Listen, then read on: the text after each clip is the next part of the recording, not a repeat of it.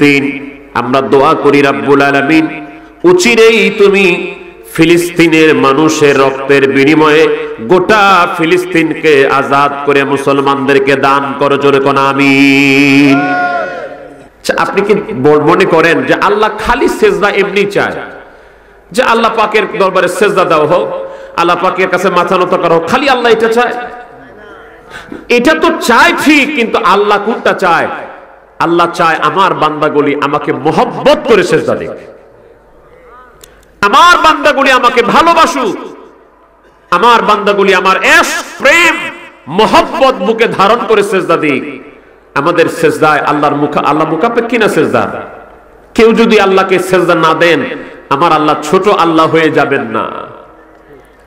আবার যদি সবাই আল্লাহকে সেজদা দেন, আল্লাহ পাককে কিঞ্চিত জাররা পরিমাণ বড় করতে পারবেন না। পারবেন? কেউ পারবেন না। তো আল্লাহকে সেজদার মুখাপেক্ষী না, না, না। আল্লাহ চান আমি এদেরকে বানালাম, আমি এদেরকে সৃষ্টি করলাম, এই সৃষ্টিগুলি আমাকে ভালোবাসুক। না হলে আল্লাহকে সেজদা দেওয়ার জন্য আল্লাহ গাছপালা গ্রহ নক্ষত্র সব রেডি করে রাখছে। আল্লাহ পাক কোরআনুল কারীমে বহু জায়গায় এই কথাগুলি বলেছেন। আসমানে যা আছে, জমিনে যা আছে, গাছপালা বৃক্ষলতা সবগুলি আমাকে সেজদা দেয়, কিন্তু আল্লাহকে ভালোবাসার মতো দিল, আল্লাহ পাককে অরিজিনাল ইশক মহব্বত ধারণ করে আল্লাহর ইবাদত করবে, এই কোয়ালিটি, এই যোগ্যতা আমার আল্লাহ একমাত্র মানুষকে দান করেছে। এজন্য আল্লাহ চান বান্দাগুলি মহব্বত করে ইশক ভালোবাসা নিয়ে আমার ইবাদত করুক। আমার মদিনাওয়ালা নবী রাহমাতুল লিল আলামিন সাল্লাল্লাহু আলাইহি ওয়াসাল্লাম তিনিও কিন্তু মহব্বতকে প্রাধান্য দেন। একটা মানুষ গরিব হতে পারে, একটা মানুষ রাখাল হতে পারে, একটা মানুষ দিন মজুর হতে পারে, একটা মানুষ দেখতে তার চেহারা সুরত ভালো না হতে পারে, তার শরীরে দামি পোশাক না হতে পারে, কিন্তু তার অন্তরে ইশকে রাসূল আছে, হুব্বে রাসূল আছে, মহব্বতে রাসূল আছে। আর একটা লোকের দামি গাড়ি আছে, বাড়ি আছে, সুন্দর ব্যবসা প্রতিষ্ঠান আছে। বলেন তো ঘুমের ঘরে নবীজিকে বড় লোকটা পাবে না ওই গরিব লোকটা পাবে?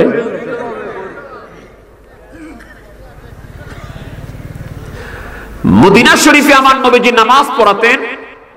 মদিনাতুল মুনাওয়ারার নবী ইমাম মুয়াজ্জিন হচ্ছেন, দুইজন মুয়াজ্জিন ছিলেন।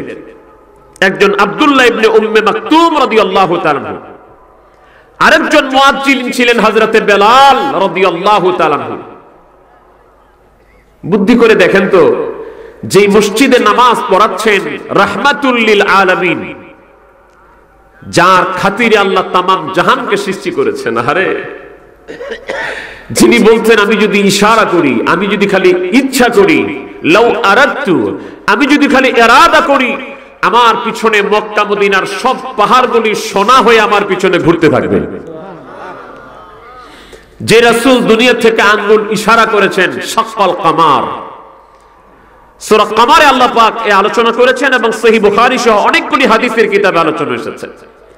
যে রাসূল দুনিয়া থেকে আঙ্গুল ইশারা করেছেন, আকাশের চাঁদ দ্বিটুকরা হয়ে গেছে। হযরত মাওলা আলী কাররামাল্লাহু ওয়াজহু বর্ণনা করেন, আমি দয়াল নবীর সাথে মদিনার অলিতে গলিতে হাঁটতাম, মদিনার রাস্তায় চলাফেরা করতাম। ইমাম তিরমিজি জামিউ তিরমিজি শরীফের দ্বিতীয় খণ্ডের 204 পৃষ্ঠাে হাদিস উল্লেখ করছেন। হযরত আলী কাররামাল্লাহু ওয়াজহু বলেন, আমি শুনতে পেতাম গাছ পাহাড় পাখি পাথরগুলির জবান থেকে আমার নবীজিকে তারা সালাম দিচ্ছে।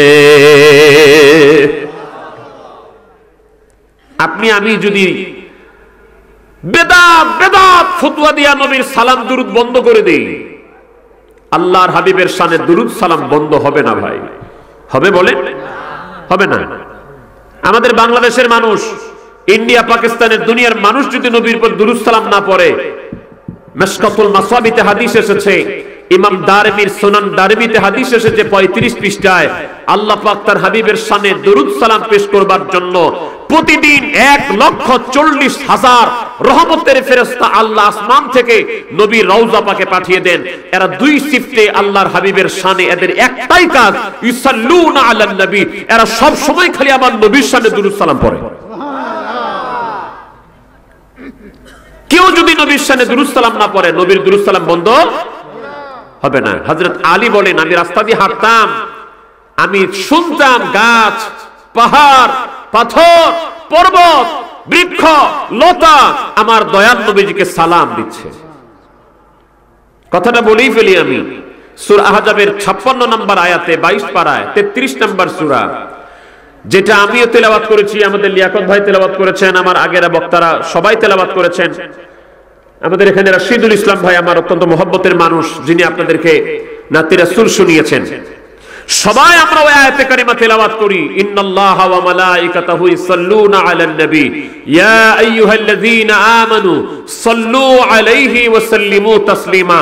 এই আয়াতের মধ্যে, আমি পুরোটার অনুবাদ করব না, এই আয়াতের মধ্যে আল্লাহ তাআলা শুধু দুরূদ পড়ার কথা বলেন না। আল্লাহ বলছেন সাল্লু আলাইহি, তোমরা আমার নবীর শানে দুরূদ পড়ো, ওয়া সাল্লিমু তাসলিমা, তোমরা আমার নবীকে সালামও দাও। তাহলে হুকুম কয়টা? দুইটা। দুরূদ পড়তে হবে, সালামও দিতে হবে। কিন্তু আমরা যদি কেউ নবীর শানে দুরূদ সালাম না পড়ি, নবীর দুরূদ সালাম বন্ধ হবে না। যে নবী যার কদম মুবারকে, হাদিস শরীফ এসেছে, যার কদম মুবারকে এসে উটেরা সেজদায় লুটায়া পড়তো, যার কাছে বাঘে এসে সালাম দিত, যার কদমে উটেরা এসে নালিশ করতো, হুজুর ইয়া রাসূলুল্লাহ ইয়া হাবিবাল্লাহ, আমার মালিক আমারে খাবার দেয় না। উটে এসে নবীকে বলছে, হুজুর আমার মালিক আমারে খাবার দেয় না। কাজ করাই ঠিকই, কারণ আমার নবী তো শুধু মুসলমানদের জন্য রহমত না, শুধু মানুষের জন্য রহমত না। আমার আল্লাহ পাক বলছেন, ওয়ামা আরসালনাকা ইল্লা রাহমাতাল লিল আলামিন।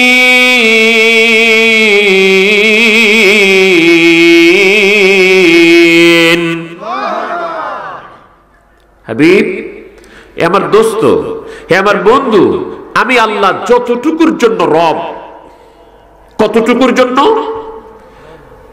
আমি এই কথাটা ফিনিশিং দেওয়ার জন্য আপনার কাছ থেকে 3 মিনিট সময় নিচ্ছি, কষ্ট হবে আপনাদের? কতটুকুর জন্য তার বর্ণনা আমি সব দিতে পারবো না, কিঞ্চিত দিচ্ছি।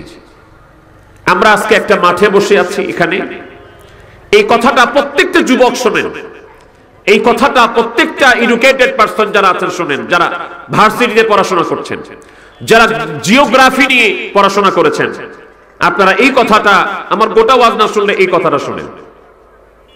আমরা একটা ছোট্ট মাঠের মধ্যে বসে আছি, আমরা হয়তো কেউ 1 ফিট বা 2 ফিট, 2 স্কয়ার ফিট জায়গা নিয়ে বসে আছি। আমরা দাঁড়াইলে 1 বা 2 স্কয়ার ফিট জায়গার মধ্যে দাঁড়ায় থাকি, আর আমরা মনে করি আমরাই তো সবকিছু হয়ে গেছি। কত শক্তি আমার, কত পাওয়ার আমার, কত কিছু হয়ে গেছি আমি। আপনি কি জানেন, আপনি 2 স্কয়ার ফিট নিয়ে জায়গা বসে আছেন, দাঁড়িয়ে আছেন, এই মাঠের মধ্যে আপনারা কয়েকশো মানুষ দাঁড়িয়ে আছেন, এরকম শত শত, কয়েক হাজার মাঠ নিয়ে আপনাদের এই মিঠাপুকুর থানা। মিঠাপুকুর থানাটা কি গোটা পৃথিবী? রংপুর জেলায় কয়টা থানা আছে? 8টা। এই 8টা থানা মিলে মাত্র রংপুর জেলা। 64টা জেলা নিয়ে আমাদের বাংলাদেশ। এটার পরিধি 1,49,210 বর্গ কিলোমিটার। তাও এটা একবারে এতটুকু, একবারে ছোট দেশ। বাংলাদেশের নামটা বিশ্বের মানচিত্রে লেখাও যায় না। লেখা শুরু করলে এপার, লেখা শুরু করলে এপারে যায় ইন্ডিয়াতে, ওইপার যায় মায়ানমারে। বিশ্ব মানচিত্রে বাংলাদেশের গোটা নামটাও লেখা যায় না। এই ছোট্ট একটা দেশে আমরা একটুখানি ক্ষমতা পায়া মনে করি মুই কি হয়ে গেল রে।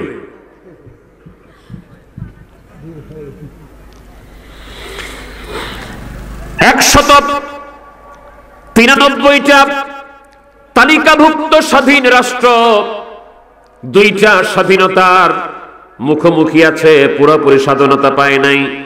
একটা হলো ভ্যাটিকান সিটি, আর একটা হলো ফিলিস্তিন। আমরা দোয়া করি রব্বুল আলামিন অচিরেই তুমি ফিলিস্তিনের মানুষের রক্তের বিনিময়ে গোটা ফিলিস্তিনকে আজাদ করে মুসলমানদেরকে দান করো, জোরে কোন আমিন। আমরা আর রক্ত দেখতে চাই না। বাইতুল মুকাদ্দাসে আমার ভাইয়েরা যেন, আমার মুসলমান ভাইয়েরা যেন স্বাধীনভাবে আমার আল্লাহকে সিজদা করে, আল্লাহ তোমার কাছে ফরিয়াদ করি বাইতুল মুকাদ্দাসে আমার মুসলমানরা যেন তোমাকে সিজদা দিতে পারে, সেই ব্যবস্থা করে দাও। আরেকবার বলেন আমিন। এই দুইটি রাষ্ট্র মিলিয়ে হলো 195টা। এটা হলো পৃথিবীর একটা মোটামুটি ধারণা। পৃথিবীর কি সব না, স্থলভাগ হচ্ছে 4 ভাগের 3 ভাগ পানি, 1 ভাগ স্থল ডাঙা। এটা মিলে হলো পৃথিবী। পৃথিবীটা কত বড় জানেন? আমরা আকাশের মধ্যে ফুটবলের মতো একটা সূর্য দেখতে পাই, পূর্ব আকাশে উঠে পশ্চিম আকাশে ডুবে যায়। এই সূর্যটা হচ্ছে পৃথিবীর থেকে 13 লক্ষ গুণ বড়। সুবহানাল্লাহ বলবেন না? ওই সূর্যটাকে কেন্দ্র করে পৃথিবী ঘুরছে এবং আরো গ্রহগুলি ঘুরছে, এবং সূর্যটাও তার কক্ষপথে পরিভ্রমণ করছে। আল্লাহর কোরআন বলছে আশ-শামসু তাজরি লিমুস্তাকাররা লাহা। সূর্য তার কক্ষপথে পরিভ্রমণ করছে এবং আসমানে যা কিছু আছে সবগুলি তার কক্ষপথে ভ্রমণ করছে। ওয়া কুল্লু ফি ফালাকি ইয়াসবাহুন।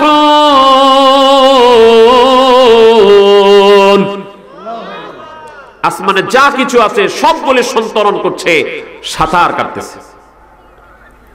সূর্যটা পৃথিবীর থেকে 13 লক্ষ গুণ বড়। কত দূরে আছে?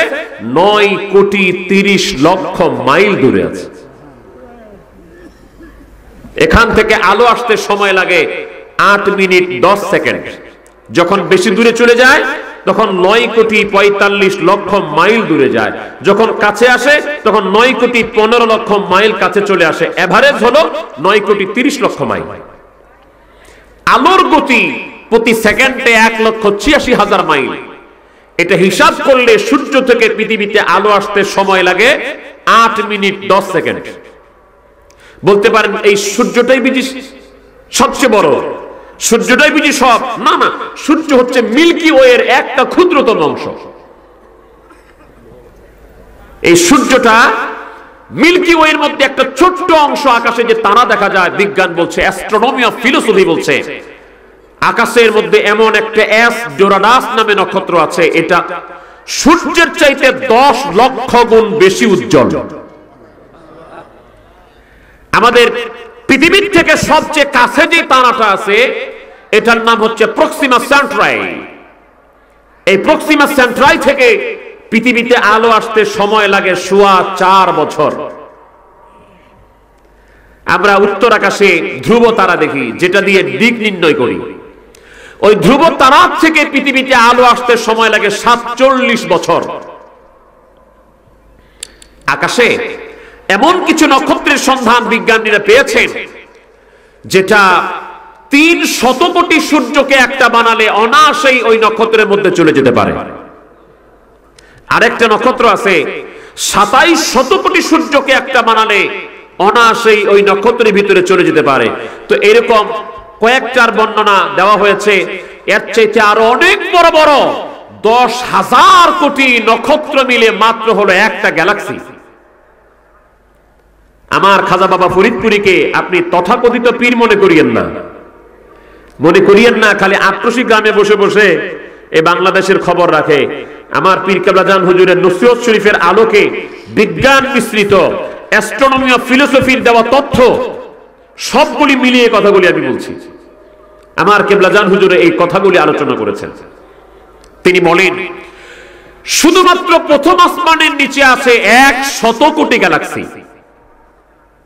আর একটা গ্যালাক্সি থেকে, একটা গ্যালাক্সির এক প্রান্ত থেকে আরেক প্রান্তে আলো যাইতে সময় লাগে 1 লক্ষ লাইট ইয়ার। 1 লক্ষ লাইট ইয়ার। আলোর গতি প্রতি সেকেন্ডে 1,86,000 মাইল। এবার যুবকরা চিন্তা করেন, যারা মনে করছেন আমরা বিজ্ঞান পড়ে পড়ে সব জেনে ফেলেছি, আপনি এত বড় একটা ঘোড়ার ডিম জানছেন। যারা মনে করছেন সব জানছি, আপনি মিলিয়ে দেখেন আপনি এত বড় একটা ঘোড়ার ডিম জানছেন। আসমানের যে বর্ণনা দিলাম, লক্ষ কোটি কোটি ভাগের এক ভাগ আমার আল্লাহর কোরআন বলছে এই সবগুলি হলো প্রথম আসমানের নিচে। সবগুলি প্রথম আসমানে, আল্লাহর কোরআন বলছে। ওয়াসাইয়ান্নাস সামাআদ দুনিয়া বিমাসাবিহা ওয়া হিফযাহা। আমার আল্লাহ বলেন আমি পৃথিবীর আসমানটাকে, এই তোমাদের কাছের আসমানটাকে নক্ষত্ররাজি দিয়ে সাজায়া দিলাম।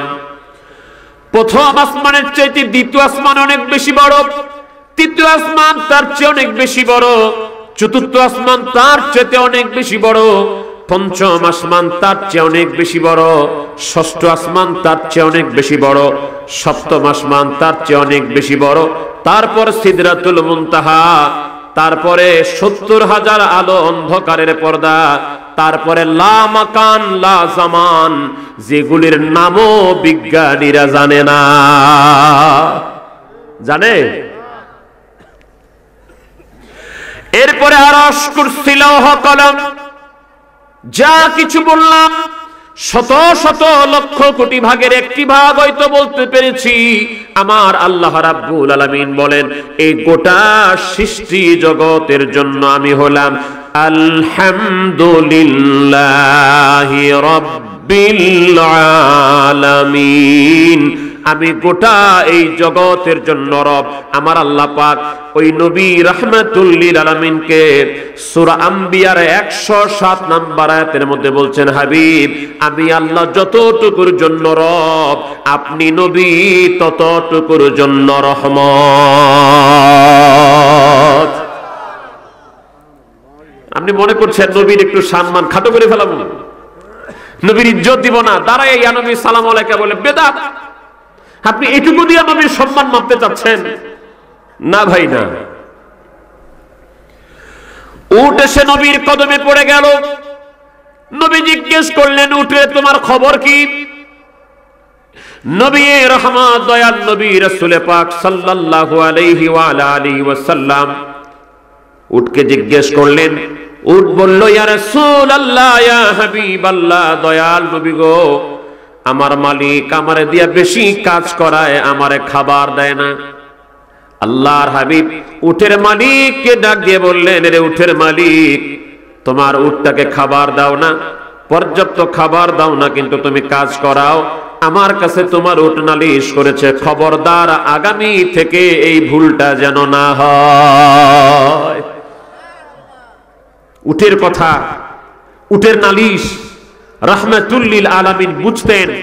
সেই নবীজির প্রকৃত নায়েব যারা হয়, সেই নবীজির প্রকৃত ওয়ারিস যারা হয়, তারাও বোবা প্রাণীর ভাষা বুঝে। ঠিক কিনা জোরে বলেন? আমাদের দরবার শরীফে আপনাদের এলাকার পিয়ার আলী উস্তাদ চাউল ভান্ডারে খেদমত করে। আমরা দোয়া করি আল্লাহ পাক যেন ওনাকে হায়াতে তৈয়বা দান করেন। প্রবীণ যে সমস্ত জাকের ভাইরা আছে আর আমার কেবলা জান হুজুরের সংস্পর্শে থেকে থেকে আর আমার কেবলা জানকে দেখেছে, বুঝেছে, মেনেছে, ওদের কাছে আমরা যে বসবো, তাদের কাছে শুনবো। দরবার শরীফের কিছু হাতে গোনা কয়েকজন খাদেমের মধ্যে পিয়ার আলী উস্তাদ আছেন। তো এরকম একজন খাদেম ছিলেন আমাদের চেয়ারম্যান সাহেব। ওনার আসল নাম আমিও জানি না। গোশালায় খেদমত করতেন, দেখতে এইটুকু হবে, একবার এইটুকু ছোট একটা বাচ্চার মতো তার বডি ফিটনেস। আর মোটা তাজা কি, আপনি কেনি আঙুল দিয়ে ধাক্কা দিলে ফেলাই দিতে পারবেন, এরকম বডি ফিটনেস। কিন্তু এই চেয়ারম্যান সাহেব নামে চেয়ারম্যান, আসলে চেয়ারম্যান না, নামে চেয়ারম্যান। এই চেয়ারম্যান দরবার শরীফে যত বড় বড় গরু আছে, দরবার শরীফে যত রাগী রাগী গরু আছে, কেউ যদি নিয়ন্ত্রণ করতে না পারত, কারো কথা গরু শুনে না, কিন্তু চেয়ারম্যান সাহেব সেখানে যাবেন, এভাবে কথা বলতেন তিনি। কি হয়েছে দেখি দেখি দেখি, এরকম করতে করতে সামনে যায়, বলতো না কি হয়েছে কি হয়েছে, হাত লাগানোর সাথে সাথে গরু ঠান্ডা হয়ে যেত। বিশ্বলি খাজা বাবা ফরিদপুরি কেবলাজান হুজুর একদিন হুজুরা শরীফের মধ্যে বসা, চেয়ারম্যান সাহেব পীরের সাথে একটু অভিমানের সুরে, উনি একটু কি আর না করে চলে আসতেন সামনে সামনে এসে হুজুর হুজুর হুজুর সবাইকে ঠেলে ঠেলে আসতেছে। চেয়ারম্যান সাহেব কেন আসে, নিয়ে আসছে তাকে। চেয়ারম্যান সাহেব কি খবর, আপনি আমার গরু দেখতে যান না কে? আরে আমার পীর খাজা বাবা ফরিদপুরি ঘুরে ঘুরে দরবারগুলি দেখতো, পশুগুলিকে দেখতো, কোনটাকে খাবার দেওয়া হয়েছে কোনটাকে খাবার দেওয়া হয় না, এটা আমার খাজা বাবা দেখতো। চেয়ারম্যান সাহেব যা কয় আপনি আমার গরু দেখতে যান না কে? কি হয়েছে, আমি একটু অন্য কাজে ব্যস্ত। কয় আমার গরু খায় না। যেদিন থেকে আপনি আমার গরু দেখতে যান না সেদিন থেকে গরুগুলো খাওয়া বন্ধ করে দিছে। আমার গরুগুলি খায় না কে? একটু উচ্চস্বরে, আমার গরু খায় না কে? যাও তোমার গরু খাবে, আমি যাব দেখতে। আমার পীর কেবলাজান হুজুর খাজা বাবা ফরিদপুরি ওই দিনে বিকাল বেলা গরুগুলিকে দেখতে গেল, গরুগুলিকে ইশারা করলো, সাথে সাথে দরবার শরীফের গরুগুলি খাওয়া শুরু করে দিল। গাউসুল আজম ফরিদপুরি, গাউসুল আজম ফরিদপুরি, আউলিয়ার সরদার, তোমাকে দিয়াছে রহমতের ভান্ডার, বাবা রহমতের তুমি নায়েবে রাসূল, তুমি আল্লাহরি মকবুল, তুমি অকুলেরি কুল, পাইলে তোমার দেখা, পাইলে তোমার দেখা পরাণ হয় বুলবুল, তুমি নায়েবে রাসূল। গাউসুল আজম খাজা বাবা, গাউসুল আজম দয়াল বাবা, আউলিয়ার সরদার, তোমাকে দিয়াছেন আল্লাহ রহমতের ভান্ডার, বাবা রহমতের। আমার ভাইয়েরা, আমি বুঝি মাইকের আওয়াজে কিছু যুবকেরা, এলাকার কিছু আলেম ভাইরা, তারা চিন্তা করে, তারা ভাবে, তারা এই ধরনের কথাবার্তা বলে কেন, অলৌকিক কথাগুলি বলে কেন? আমার ভাইরা, আমি আপনাকে স্মরণ করাই দিই, এই বাংলার জমিনে শাহজাল ইয়ামানি মুজাররাদি রাহমাতুল্লাহ আলাইহি যদি একটা ছোট জায়নামাজে করে 360 জন মানুষ নিয়ে একটা ছোট জায়নামাজে করে সুরমা নদী পার না হতো, তাহলে বাংলার জমিনে সিলেটে ইসলাম আসতো না। আপনি আজকে মনে করছেন এগুলোর দরকার কি? আপনি মনে করছেন এগুলি আপনারা বলেন কি? আমাদের থেকে বেশি দূরে নয়, বগুড়ার জমিনে হযরতে মাহি সাওয়ার রাহমাতুল্লাহ আলাইহি যদি মাছের পিঠে সাওয়ার না হয়ে আসতেন, বগুড়ার জমিনে এত সুন্দর ইসলাম পাওয়া যেত না। যেত?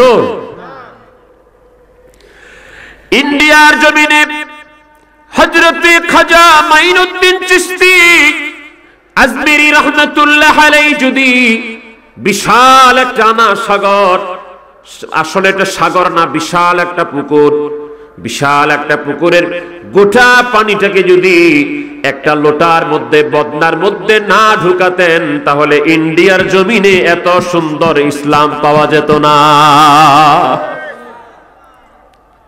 আপনি যদি মনে করেন এগুলি ওলি আল্লাহর কারামত, এগুলি দরকার নাই, তাহলে আমি আপনাকে বলি তো, কোন দিন কোন সময় আশ্চর্য ধরনের কারামত ছাড়া, আল্লাহর অবারিত এই গুণের প্রকাশ ছাড়া, আল্লাহর কুদরতের প্রকাশ ছাড়া কোথায় স্বাভাবিকভাবে রাজ্য বিজয় করে করে, কোথায় স্বাভাবিকভাবে ইসলাম প্রচার করে করে এতগুলি মুসলমান অমুসলিম থেকে ইসলাম কবুল করেছে, একটা ইতিহাস দেখান পারবেন না খুঁজে। 313 জন একদিকে, একদিকে 313 জন, অন্যদিকে 1000। আমার দয়াল নবীর সাথে মাত্র 313 জন, কাফের সৈন্য ছিল 1000। স্বাভাবিক দৃষ্টিকোণ থেকে যদি আপনি চিন্তা করতেন, তাহলে স্বাভাবিক দৃষ্টিকোণ থেকে 1000-এর মোকাবেলায় 313 জন টিকতো না। এক সাহাবীকে দয়াল নবী যে অন্যান্য সাহাবীদেরকে তরবারি দিচ্ছে, তরবারি বন্টন করে করে হাতিয়ার দিয়ে দিচ্ছে। এক সাহাবী এসে কয়, হুজুর আমারে হাতিয়ার দেন। দয়াল নবী কয়, অস্ত্র তো শেষ, হাতিয়ার তো নাই, তরবারি তো শেষ, হুজুর আপনি যা দিবেন ওটাই রাজি। আল্লাহর হাবিব রাহমাতুল লিল আলামিন সাল্লাল্লাহু আলাইহি ওয়াসাল্লাম সাথে সাথে একটা খেজুরের ডাল তার হাতে ধরায়া দিলেন। আল্লাহর হাবিবের সাহাবী খেজুরের ডাল হাতে নিয়ে জিহাদের ময়দানে ঝাঁপায়া পড়লেন। ওই সাহাবীর সামনে একটা কাফের পড়ে গেল, খেজুরের ডাল দিয়ে আঘাত করেছে। সাহাবী বলেন, তরবারি দিয়ে আঘাত করলে যেভাবে আঘাত লাগে মানুষ দ্বিখণ্ডিত হয়ে যায়, আমি খেজুরের ডাল দিয়ে আঘাত করলে তরবারির চাইতে বেশি জোরে কেটে দুভাগ হয়ে গেছে।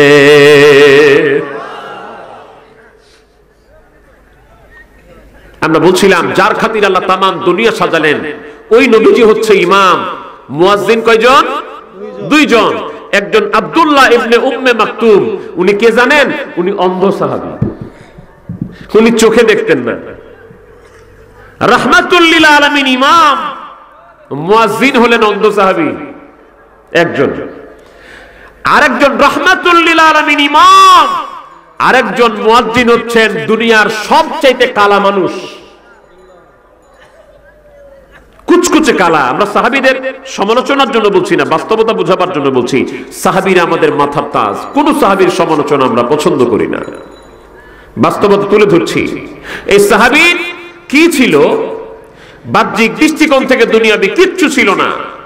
না ছিল টাকা, না ছিল পয়সা, না ছিল চেহারা, না ছিল বংশীয় মর্যাদা। ছিল কি? কলিজা ভরা আল্লাহর হাবিবের মহব্বত। আমি মহব্বতের কথা বলছিলাম আপনাকে। এই 2 জন মদিনার মুয়াজ্জিন। আরেকজন মুয়াজ্জিন হচ্ছে মক্কা শরীফের, কাবা শরীফের মুয়াজ্জিন। তার নাম যদি আমি জিজ্ঞেস করি, অনেক বড় বড় আলেমরাও ইন্টারভিউতে ফেল করবে। অনেক মানুষ ইন্টারভিউতে ফেল করবে। মক্কা শরীফের মুয়াজ্জিন কে ছিলেন বলতে পারবে? বলতে পারি না। কিন্তু আবার কোন হলিউডের নায়িকাকে, বলিউডের নায়িকাকে, কোন নায়িকা আন্তর্জাতিক সুন্দরী, এগুলিও তাদের মুখস্থ। আল্লাহর নাম নিয়ে তাকান, লা হাওলা ওয়ালা কুওয়াতা ইল্লা বিল্লাহ। মানুষ মাহফিলে আসবে ঈমান মজবুত করতে, আমল শিখতে, সেখান থেকে নোংরামি যদি শিক্ষা দেওয়া হয়, মানুষগুলি যাবে কোথায়? আল্লাহ আমাদেরকে হেফাজত করুন। আল্লাহ পাক আমাদের ঈমান আমলের হেফাজত করুন। আমরা বলতে আমিন। আপনারা মাঝে মাঝে আমাদের জন্য একটু দোয়া করেন, মানে সব আলেমদের জন্য, সব বক্তাদের জন্য। বক্তারা যেন সঠিক কথা মানুষকে বলে, সত্য কথা যেন মানুষকে বলে, আজে বাজে মিথ্যা কথা যেন না বলে, যে আক্রোশী মহিলা পুরুষ একসাথে নাচে, কি সব বেদাতি কারবার, কি সব ঢোল তবলা বাজায়, সব খালি বেদাতি কারবার। এই সমস্ত মিথ্যা কথাগুলো যেন কেউ না বলে। আল্লাহর কাছে দোয়া করবেন, আল্লাহ এদের হেদায়েত দাও।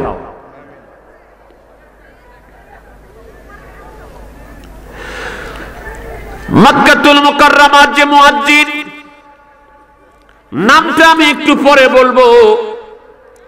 তিনার একটা বৈশিষ্ট্য আমি আপনাকে বলি। এই মুয়াজ্জিন ইসলাম কবুল করার পর থেকে জীবনে তিনি তিনার মাথার চুল কাটেন নাই। আমরা 2-1 মাস যদি চুল না কাটি, 2-3 মাস হাবুর জুবুর হয়ে যায়, লম্বা হয়ে যায়। মক্কা শরীফের মুয়াজ্জিন, যিনি মক্কা শরীফে কাবা শরীফের সামনে আযান দেন, তিনি জীবনে চুল কাটেন নাই। তিনার চুল এত লম্বা হয়ে গেছিল মাটি স্পর্শ করত, তারপরও কোনোদিন তিনি চুল কাটেন নাই। আরে কেন চুল কাটেন নাই? আমি কি কথাটা বলবো ভাই? আল্লাহ পাকের হাবিব মদিনাতুল মুনাওয়ারা থেকে একটা জিহাদের ময়দানে গিয়েছেন, বাইরে ফিরে আসতেছেন মদিনা শরীফে। ফিরে আসার সময় নামাজের সময় হয়ে গেছে। আল্লাহ পাকের হাবিব বলেন, বেলাল রে, নামাজের সময় হয়েছে, এখন আমরা মসজিদে নববীতে যে নামাজ আদায় করাটা ওয়াক্ত থাকবে না, আজান দিয়ে দাও, আমরা এখানেই নামাজ পড়ব। নামাজ ওয়াক্ত মতো পড়া ফরজ। আমাদের নামাজ পড়তে হবে কিনা ভাই? হবে না? নামাজ কি মাপ আছে? কারোর জন্য কি আল্লাহ কানে কানে কয়ে দিয়েছে তুমি নামাজ পড়ো না? কোন পীরের দরবারে গেলে নামাজ বাতিল হয়ে যায়? না না না, আল্লাহর ওলির দরবারে গেলে আল্লাহর ওলিরা তাদেরকে আরো ফরজের সাথে সাথে ওয়াজিব, সুন্নত, বেশি করে নফল নামাজও শিক্ষা দেয়। আমাদের দরবার শরীফে দৈনিক 6 রাকাত নফল নামাজ হয় কিনা? পড়েন তো নাকি? জোহরের ফরজ সুন্নতের পরে 2 রাকাত, মাগরিবের ফরজ সুন্নতের পরে 2 রাকাত, এশার ফরজ সুন্নতের পরে 2 রাকাত, এই 6 রাকাত মোট নফল নামাজ আমার খাজা বাবা ফরিদপুরি তিনি নিয়ম করে শিক্ষা দিয়েছেন। এইটা পড়ার জন্য বলছেন, প্রথম রাকাতে সূরা ফাতিহার সাথে সূরা কাফিরুন, দ্বিতীয় রাকাতে সূরা ফাতিহার সাথে সূরা ইখলাস। যিনি কাফিরুন জানেন না, তিনি উভয় রাকাতে সূরা ফাতিহার পরে সূরা ইখলাস দিয়ে 2 রাকাত নামাজ আদায় করেন। এর ফজিলত বলতে গেলে আমাকে 1 ঘন্টা কথা বলতে হবে, আমি সেদিকে যাচ্ছি না। শুধুমাত্র এই আমলটা যদি করেন, সূরা ইখলাসের মহব্বত যদি আপনার অন্তরে পয়দা হয়ে যায়, ফাতিহা শরীফের মধ্যে 10 বার সূরা ইখলাস তেলাওয়াত করেন সকালবেলা, মাগরিবের সময় আবার 10 বার করেন, এবং নফল নামাজে 3 বার বা 6 বার যদি সূরা ইখলাস তেলাওয়াত করেন, সূরা ইখলাসের মহব্বত আপনার অন্তরে চলে আসবে। জামিউত তিরমিজির হাদিসের দ্বারা প্রমাণ, আল্লাহর হাবিব বলেন, ইন্না হুব্বাহা আদখালাকাল জান্নাহ, সূরা ইখলাসের ভালোবাসাই তোমাকে জান্নাতে পৌঁছায় দিবে। অনেকে মনে করেন আমাদের সাথে আসেন খালি ফায়দা ফায়দা ফায়দা, আমাদের সাথে খালি ফায়দা, আপনার সাথে কোনো ফায়দা নাই। আরে ভাই, ফায়দার ওয়াজ করলে আমরা অনেক গভীর গভীর কথা আছে, তরিকতের কথা আছে, হাকিকতের কথা আছে, মারেফতের কথা আছে, এগুলি আমরা বলার সময় পাইতাম না। খালি যদি ফজিলত বলতাম যে আমাদের এই আমল করলে এই ফজিলত, এই আমল করলে এই ফজিলত, এই আমল করলে এই ফজিলত, কিন্তু আমাদের প্রত্যেকটা আমলের মধ্যে এমন ফজিলত আছে, এমন নিয়ামত আছে। আমার পীর কেবলা জান হুজুর খাজা বাবা ফরিদপুরি বলেছেন, বাবা আমার কথার মধ্যে কোনো ঝুট নাই, আমার কথার মধ্যে কোনো মিথ্যা নাই, আমার কথার মধ্যে কোনো ভেলকিবাজি নাই, আমার কথার মধ্যে কোনো 2 নাম্বারি নাই। বাবা আমার কথা যদি তোমরা মেনে চলতে পারো, দুনিয়াতে থাকতেই নগদ বেহেশত কামাই করে কবরে শুইতে পারবা। জাকের ভাড়া তাহলে ওই পীরের কদম কি ছেড়ে দেওয়া যাবে? এই জন্য শায়াররা মাঝে মাঝে বলে, আমার লিয়াকত ভাই বলেন, ধর রে পীরের কদম, আরে ওই কদমে নেসার হইলে পাবি মাওলার দর্শন। আরে ওই কদমে নেসার হইলে মিলবে মাওলার দর্শন। পীর যে অমূল্য রতন, শোনো রে ভাই জাকের গণ, ওরে খাজা বাবার পদ তলে দে না ঢেলে প্রাণ মন। পীর যারে দয়া করে মুর্দা দিল তার জিন্দা হয়। আরে অকুল দরিয়ার মাঝে ডোবানো নৌকা ভেসে যায়। ওরে অকুল সাগর মাঝে ডোবানো নৌকা ভেসে যায়। ডুবা নৌকা কেমনে ভাসে ইশারা পূর্ণ ভাবে বলে দি। আমার জাকের ভাইরা, রংপুরের জাকের ভাইরা, মিঠাপুকুরের জাকের ভাইরা, পদাগঞ্জের জাকের ভাইরা, আপনারাই সাক্ষী। হাজার হাজার শত শত মানুষকে ডাক্তার বলেছে তোমার আর দুনিয়াতে 20 দিন সময় আছে, 1 মাস সময় আছে, যা খাবার খায়া নাও। এই লোকগুলি আমার পীরের কদমে বিশ্ব জাকের মঞ্জিলে যাবার বদলতে আমার আল্লাহ তাআলা এই লোকগুলিকে যুগের পর যুগ বাঁচায় রাখছে না রাখে নাই? আমার বন্ধুগণ, আরেকটা জিনিসের ফিনিশিং দিয়া দেই। পিরোজারে দয়া করে মুর্দা দিল তার জিন্দা হয়। আপনার কাছে মনে হতে পারে কথাটা শিরিক, পীর আবার দয়া করে কেমনে? দয়ার শব্দটা এখানে মাজাজি ভাবে এসেছে, হাদিস শরীফের সাথে মিলায়ে দেই। আমার রাসূল বলছেন, মান লাম ইয়ারহাম সাগীরানা ওয়া লাম ইউয়াক্কির কাবীরানা ফালাইসা মিন্না। আমার উম্মতরে শুনে রাখো, যে ছোটদের প্রতি রহম করে না, মান লাম ইয়ারহাম, যে ছোটদের প্রতি রহম করে না, দয়া করে না, ওয়া লাম ইউয়াক্কির কাবীরানা, আর বড়দেরকে সম্মান করে না, ফালাইসা মিন্না, সে আমি নবীর উম্মত না। তাহলে রহম করা, দয়া করা মাজাজি অর্থে, এটা স্নেহের অর্থে, ভালোবাসার অর্থে, এটা হাদিস শরীফে ব্যবহৃত হয়েছে। এই ছোটদেরকে স্নেহ করা, সবার প্রতি স্নেহ পরবশ হওয়া, বড়দেরকে সম্মান করা মানে আদব, এই জিনিসগুলা বিশ্ব জাকের মঞ্জিলে আছে না নাই? আমাদের তরিকার 4টা স্তম্ভের প্রথম স্তম্ভই হলো আদব। প্রথমটা কি? আদব। তারপর বুদ্ধি। 4টা বলেন না, মুখস্থ করেন না। প্রথমটা কি? আমি বলবো, আপনারা সাথে সাথে বলবেন। প্রথম কি? আদব, বুদ্ধি, মহব্বত, সাহস। আবার বলছি, আদব, বুদ্ধি, মহব্বত, সাহস। 4টা গভীরভাবে মনে রাখবেন। তরিকার নাম কি? তরিকার স্তম্ভ কয়টা? তরিকার ইমাম কে? এগুলি আপনাদেরকে কিছু মনে রাখতে হবে। আপনি কোন প্রতিষ্ঠানে পড়েন, ওই প্রতিষ্ঠানের নাম জানতে হবে না?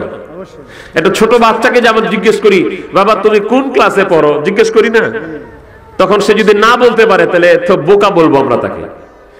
আপনি যেই দরবারে যান, আপনি যে তরিকা নিয়েছেন, আপনি তরিকার নামই না বলতে পারেন যে আমার তরিকার নাম তরিকায়ে নকশবন্দিয়া মুজাদ্দিদিয়া, তাহলে অন্য মানুষ তো আপনাকে বোকা মনে করবে। তাহলে আমাদের ক্লাসের নাম কি? নকশবন্দিয়া মুজাদ্দিদিয়া। এই ক্লাসটা আবার প্রাইমারি লেভেলের ক্লাস না, এটা কিন্ডারগার্টেনের লেভেলের ক্লাস না। এই নকশবন্দিয়া মুজাদ্দিদিয়া, এই ক্লাসটা, এই তরিকাটা হলো আল্লাহ রাসূলকে পাওয়ার জন্য মহাসড়ক। এটা হলো আন্তর্জাতিক বিশ্ববিদ্যালয়, ইন্টারন্যাশনাল ইউনিভার্সিটির সাথে তাকে তুলনা করলেও ছোট হয়ে যায়। এটা হলো আল্লাহকে পাওয়ার জন্য মহাসমুদ্র। বাচ্চাটাকে জিজ্ঞেস করবেন, বাবা তুমি কোন স্কুলে পড়ো? বলবে আমি অমুক অমুক অমুক অমুক স্কুলে পড়ি। তো আমরা আল্লাহ রাসূলকে পাওয়ার জন্য যে স্কুলে পড়ি, যে প্রতিষ্ঠানে পড়ি, ওই প্রতিষ্ঠানের নাম হলো বিশ্ব জাকের মঞ্জিল। নাম কি? বিশ্ব জাকের মঞ্জিল। বলবেন বিশ্ব জাকের মঞ্জিল কেন? অনেকগুলি জবাব আছে, আমি যে জবাবটা সবাই বুঝবেন সেটা দিয়ে দিচ্ছি। অনেকে বলতে পারেন যে বিশ্ব জাকের মঞ্জিল হয় কেন, বিশ্ব জাকের মঞ্জিল বলা হয় কেন? যে জবাবটা সবাই বুঝেন আমি এটা দিয়ে দিচ্ছি। সেটা হলো, বাংলাদেশের এই বিশ্ব জাকের মঞ্জিলের নাম আটরশি গ্রামে তো জাকের মঞ্জিল। আচ্ছা আপনারা বলেন তো, এই বিশ্ব জাকের মঞ্জিল আটরশির নাম জানে না, এরকম দেশ কি বহির্বিশ্বে পৃথিবীতে খুঁজে পাওয়া যাবে?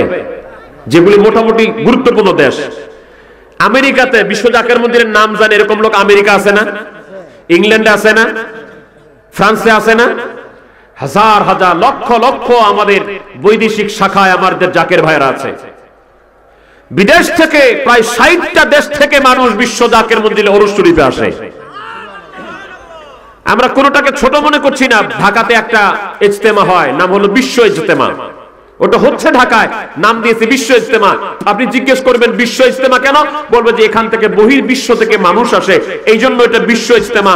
তো বহির্বিশ্ব থেকে মানুষ যদি ঢাকার টঙ্গীর তুরাগ নদীর তীরে আসলে ওটা বিশ্ব ইজতেমা হতে পারে। তাহলে বহির্বিশ্বের প্রায় 60টা দেশ থেকে মানুষ বিশ্ব জাকের মঞ্জিলে আটরশিতে আসলে সেটা কেন বিশ্ব জাকের মঞ্জিল হতে পারবে না?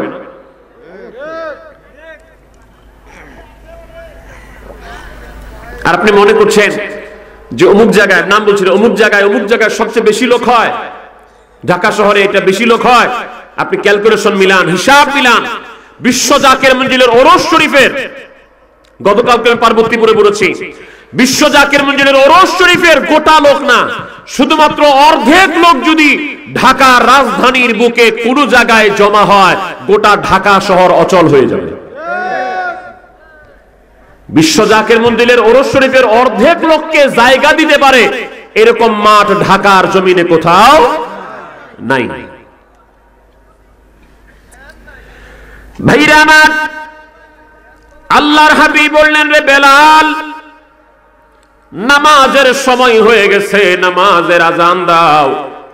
সময় মতো নামাজ আদায় করতে হয়। আমার আল্লাহ পাক কুরআনুল কারীমে সূরা নিসার 103 নম্বর আয়াতের মধ্যে বলছেন, ইন্নাস সালাতা কানাত আলাল মুমিনিনা কিতাবাম মাওকুতা। আল্লাহ পাক দেখি বলেন, নিশ্চয়ই নির্ধারিত সময়ে টাইমলি সময় মতো নামাজ আদায় করা মুমিনদের জন্য আবশ্যক, মুমিনদের জন্য ফরজ। আল্লাহ পাক বিধান দিয়ে দিলেন। আল্লাহর হাবিব রাসূল করিম সাল্লাল্লাহু আলাইহি ওয়াসাল্লাম বলেন, আমার উম্মত রে, 5 ওয়াক্ত নামাজ যদি ঠিকমতো আদায় করতে পারো, এটা শরীয়তের ফজিলত। আমি আপনাকে বলি, হাকিকতের ফজিলত সময় পেলে বলবো। আল্লাহর হাবিব বলেন, আমার উম্মত যদি 5 ওয়াক্ত নামাজ ঠিকমতো আদায় করতে পারে, রাসূল পাক সাল্লাল্লাহু আলাইহি সাল্লাম মসজিদে নববী থেকে বের হলেন, বাহিরে চলে গেলেন। শীতের শেষের দিকে, বসন্তের শুরুর দিকে নবীজি বের হয়ে একটা গাছে ধরে ঝাঁকি দিলেন। গাছের পাতাগুলি ঝরঝর করে জমিনে পড়ে গেল। রাহমাতুল লিল আলামিন সাল্লাল্লাহু আলাইহি ওয়াসাল্লাম বললেন, সাহাবীরা, তোমরা কি কিছু দেখতে পেলা নাকি? হুজুর, দেখলাম। আপনি যখন গাছ ধরে ঝাঁকি দিয়েছেন, গাছের প্রত্যেকটা পাতা ঝরঝর করে জমিনে পড়ে গেল। আমার নবী বলেন, সাহাবীরা রে শোনো, আমার উম্মতের নামাজের উদাহরণ এরকম। আমার যে উম্মত দৈনিক 5 ওয়াক্ত নামাজ আদায় করবে, ঠিক তেমনি ভাবে তাদের আমল নামা থেকে গুনাহগুলি ঝরে যাবে। আরেকদিন নবীজি প্রশ্ন করলেন, সাহাবীরা শোনো, তোমাদের বাড়ির পাশে কোথাও যদি একটা নদী থাকে, নহর থাকে, নালা থাকে, ঝর্ণা থাকে, ওইখানে তোমরা যদি কেউ দৈনিক 5 বার গোসল করো, বলো দেখি তোমাদের শরীরে কোনো ময়লা থাকবে কিনা? আল্লাহর হাবিবের সাহাবায়ে کرام বললেন, ইয়া রাসূলুল্লাহ, ইয়া হাবিবাল্লাহ সাল্লাল্লাহু আলাইহি ওয়াসাল্লাম, দৈনিক যদি কোনো মানুষ 5 বার গোসল করে, তাহলে তার শরীরে কোনো গুনাহ, তার ময়লা থাকতে পারে না। আল্লাহ পাকের হাবিব বললেন, আমার সাহাবীরা শোনো, আমার উম্মত যারা দৈনিক 5 ওয়াক্ত নামাজ আদায় করবে, ঠিক তেমনি ভাবে তাদের আমল নামায় কোনো গুনাহ থাকবে না। তবে এই নামাজ পড়ারও একটা সিস্টেম আছে না ভাই? আছে। একটা সিস্টেম, 13টা আরকান হাকাম ঠিক রেখে নামাজ পড়া, সুন্নতগুলিকে ঠিক রেখে নামাজ পড়া, এটা হলো বডিক্যাল, এটা ফিজিক্যাল। আর একটা হচ্ছে স্পিরিচুয়াল, আর একটা হচ্ছে আধ্যাত্মিক। ওটা হচ্ছে মনের ভিতরে, ওটা হলো অন্তরের ভিতরে, ওটা হলো কালবের মধ্যে। বাহ্যিক নামাজ, আপনি আরকান কয়টা, আহকাম কয়টা, সুন্নত কয়টা, নফল কয়টা, মুস্তাহাব কয়টা, এইগুলি শিক্ষা করার জন্য দুনিয়ার মুফতির কাছে যেতে হয়, দুনিয়ার আলেমের কাছে যেতে হয়, দুনিয়ার আপনার মসজিদের ইমাম সাহেব এটা শিখাইতে পারে।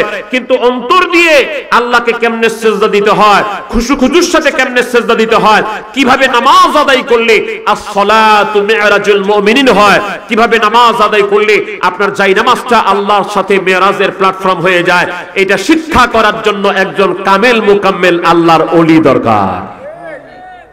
ওইটা আপনি দুনিয়ায় বাহ্যিক মৌলবীদের কাছে পাবেন না, শরীয়তের আলেমের কাছে পাবেন না। কেন পাবেন না? আমি আপনাকে খুব সংক্ষেপে বুঝাই দিই বিষয়টা। আল্লাহ বলছেন সূরা মুমিনুনে, আল্লাহ বলছেন, قد أفلح المؤمنون الذين هم في صلاتهم خاشعون। ওই মুমিনরাই সফল হয়ে গেল, সাকসেসফুল হয়ে গেল। কারা? যে মুমিনরা খুশু খুজুর সাথে, এইটাকে আরবি ভাষা আরেকটা নাম হলো হুজুরি দিলে, একাগ্রতার সাথে হুজুরি দিলে যারা নামাজ আদায় করলো, খুশুর সাথে যারা নামাজ আদায় করলো, ওই মুমিনরা সফল হয়ে গেল। এখন আপনি কালকে সকালবেলা আপনি আপনার এলাকার কোন মুফাসসির সাহেবকে যা বলবেন, মুফাসসির সাহেব আমাকে শিখান তো খুশু খুজুর নামাজ কেমনে পড়তে হয়, হুজুরি দিলে নামাজ আমাকে কেমনে শিখাতে হয়, পড়তে হয়, আমাকে শিখান তো। দুনিয়ার শরীয়তের মুফাসসির বলবেন, ও ভাই আমি মুফাসসির, আমার কাজ হলো কোন আয়াত কোথায় নাজিল হয়েছে, কোন প্রেক্ষাপটে নাজিল হয়েছে, কোনটা আয়াত নাসিখ, কোনটা আয়াত মানসুখ, কোনটা মক্কায় অবতীর্ণ, কোনটা মদিনায় অবতীর্ণ, কোন আয়াতের অনুবাদ কি, কোন আয়াতের ব্যাখ্যা কি, এটা বলা। কিন্তু হুজুরি দিলে নামাজ কেমনে পড়তে হয়, খুশু খুজুর সাথে কেমনে নামাজ পড়তে হয়, এটা আমার কাজ না, ওটা আমি শিখাতে পারবো না। আচ্ছা মুফাসসির সাহেব আপনি ফেল, আচ্ছা মুহাদ্দিস সাহেব আপনি তো বুখারী পড়ান, আপনি মুসলিম পড়ান, আপনি তিরমিজি পড়ান, আপনি ইবনে মাজাহ পড়ান, আপনি নাসাই পড়ান, ইটিসি, আপনি বলেন তো আমি ওই নামাজ কেমনে শিখবো, ওটা আমাকে শিখান। মুহাদ্দিস সাহেব বলবেন কোনটা সহিহ কিতাব, কোনটা জামে, কোনটা সুনান, কোনটা হাদিস সহিহ, কোনটা হাসান, কোনটা হাসান লিগাইরিহি, কোনটা হাসান লিজাতিহি, কোনটা দাঈফ, কোনটা মুনকার, কোনটা মাউযু, ইটিসি আমি এগুলি বলতে পারবো। কোন হাদিস দ্বারা কোন নাসিখ মানসুখ আসছে এগুলি আমি বলতে পারবো, কিন্তু কেমনে নামাজ আদায় করলে আল্লাহর সাথে দিদার হয় ওটা আমি শিখাতে পারবো না, ওটা সাবজেক্ট আমার না। কিন্তু আল্লাহ তো বলছেন ওই নামাজ তোমরা পড়তে পারলেই সফল, এমনি সফল না, খালি দিকজাক রুকু সিজদা করতে পারলেই সফল, আল্লাহ এটা বলেন নাই, এটা তো লাগবে, এটা বাহ্যিক। কিন্তু আল্লাহ বলছেন অন্তর দিয়া হুজুরি দিলে যে নামাজ পড়তে পারবে সেটাই সফলতা। আচ্ছা মুহাদ্দিস সাহেব না এটা আমার সাবজেক্ট না, এটা আমি পারবো না। আচ্ছা এবার ফকিহ সাহেব, মুফতি সাহেব, আপনি মুফতি সাহেব বলবেন নামাজের আরকান হাকাম 13টা, কোনটা ভাঙলে কি হয় আমি বলতে পারি, ওয়াজিব কয়টা আমি বলতে পারি, সুন্নত কয়টা বলতে পারি, কেমনে নামাজের কোন অংশ ছুটে গেলে নামাজ বাতিল হয় আমি বলতে পারি, কোন অংশ বাদ দিলে নামাজে সাহু সিজদা দিতে হয় আমি এটা বলতে পারি, কিন্তু হুজুরি দিলে কেমনে নামাজ পড়তে হয় ওটা আমার সাবজেক্ট না, ওটা আমি শিখাতে পারবো না। মুফতি সাহেব কট। এবার হাফেজ সাহেব, অনেক হাফেজ সাহেব ভাইরা আছে, আমি তো শেষ করে ফেলছি, কোরআন মুখস্থ করে ফেলছি, আমার আবার পীরের দরকার কি, গোটা কোরআন তো আমি মুখস্থ করে ফেলছি, আমার আবার পীরের দরকার কি, আমি আবার পীর ধরবো কেন, পীরের কাছে যাব কেন? আমি বলি ভাই আপনি যে মাদ্রাসায় পড়ে পড়ে হাফেজ হয়েছেন, হয়তো কওমি ধারার মাদ্রাসায় পড়ে পড়ে হাফেজ হয়েছেন, এই কওমি ধারার যত মাদ্রাসা বাংলাদেশে আছে তার গোড়া হলো দেওবন্দ, ইন্ডিয়ার দারুল উলুম দেওবন্দ। আপনার কি জানা আছে ওই মাদ্রাসা যিনি প্রতিষ্ঠা করেছেন কাসেম নানুতুবি সাহেব, তিনিও একজন পীরের কাছে মুরিদ হয়েছেন, তিনার পীরের নাম হযরত হাজী ইমদাদুল্লাহ মুহাজিরে মাক্কি রাহমাতুল্লাহ আলাইহি। জোরে কোন আলহামদুলিল্লাহ। আর আপনি ওই মাদ্রাসায় পড়ে শোনা এসে বলছেন আমার পীর লাগে না, পীরের কাছে যাওয়া যাবে না। জুমার দিন প্রস্তুত মসজিদ পেয়ে মসজিদের মিম্বারে আপনি বলছেন পীরের কাছে যাওয়া যাবে না, পীর ধরা যাবে না, পীরের কাছে মুরিদ হওয়া যাবে না। আপনার হাতের মধ্যে যে খুতবাতুল হাকামটা আছে আপনি খেয়াল করেন, আপনার হাতের মধ্যে যে বইটা আছে ওই বইটা আপনি খেয়াল করেন, দেখেন এই বইয়ের লেখক হচ্ছে আশরাফ আলী থানভী। আপনি শোনেন আমার কাছে মিলান, কিতাবাদি মিলান, আমি এমন কোন ইনফরমেশন দেই না যেটা মুফতি মাসুদ প্রমাণ করতে পারবে না, এরকম কোন তথ্য আমার দেওয়ার অভ্যাস নাই। পৃথিবীর যে কোনো খান থেকে আমার মাসাল বোকার কাছে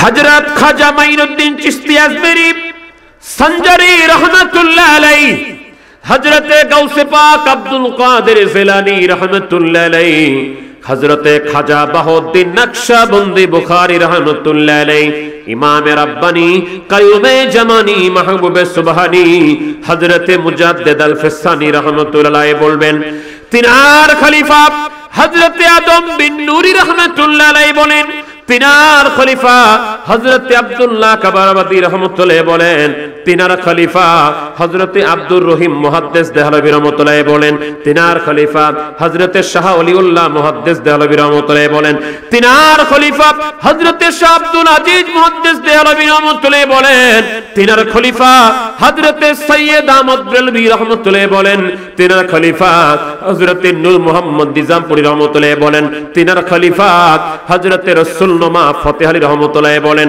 তিনার খলিফা হযরতে শাহ সুফি ওয়াজিদ আলী রাহমাতুল্লাহ সাহেব বলেন, তিনার খলিফা খাজা এনায়েতপুরী রাহমাতুল্লাহ বলেন, তিনার খলিফা আমার পীর খাজা বাবা ফরিদপুরী বলেন, বাবা ওই নামাজ যদি শিখতে চাও আমার কাছে আসো, আমি ওই নামাজের ট্রেনিং তোমাদেরকে দিব।